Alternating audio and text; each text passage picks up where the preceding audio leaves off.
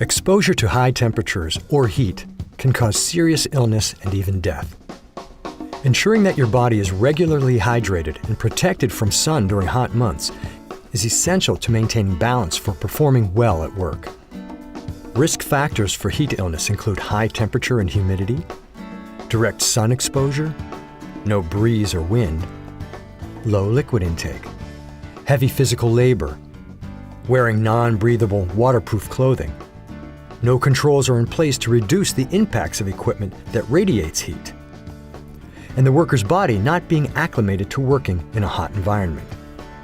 And the risk level increases with the heat index as well, so caution must be taken anytime the heat index is above 91 degrees Fahrenheit.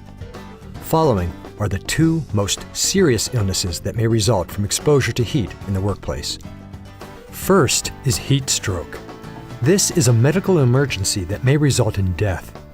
Signs of heat stroke include confusion, loss of consciousness, and seizures.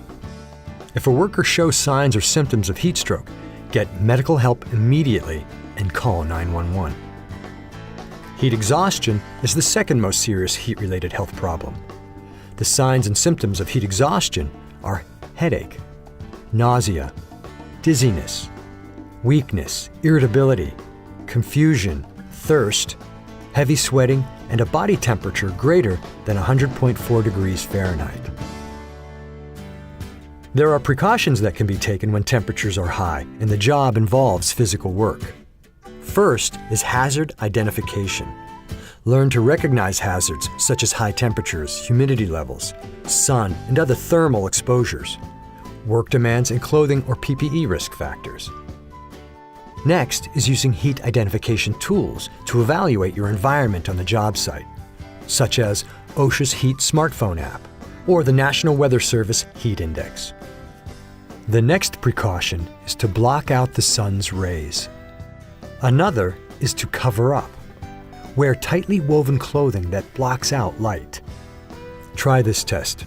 Place your hand between a single layer of your clothing and a light source. If you can see your hand through the fabric, the garment offers little protection. Use sunscreen. A sun protection factor of at least 30 or higher is recommended. You want to block both UVA and UVB rays with a broad spectrum sunscreen to guard against skin cancer. Be sure to follow application directions on the bottle. Wear UV absorbent safety glasses. They don't have to be expensive, but they should block 99 to 100% of UVA and UVB radiation. Wear a full brim hard hat to keep the sun off your neck, ears, nose, and scalp. Limit exposure. UV rays are most intense between 10 a.m. and 2 p.m. If you're unsure about the sun's intensity, take the shadow test. If your shadow is shorter than you, the sun's rays are the day's strongest. Next is hydration. Hydration is crucial to limit heat stress. Water should be available and easily accessible. The exact amount of hydration intake depends on the individual. A good rule of thumb for an active construction worker is to drink 32 ounces of water an hour, which is about 1 cup every 15 minutes. Also, replace necessary electrolytes the body needs to stay hydrated, fueled, and focused. And avoid alcohol and caffeinated beverages. Both lead to dehydration. How do you know if you're dehydrated? Use a dehydration urine color chart that uses your urine color as an indication of your level of dehydration, and what actions you should take to help return your body back to a normal level of hydration. And finally, rest.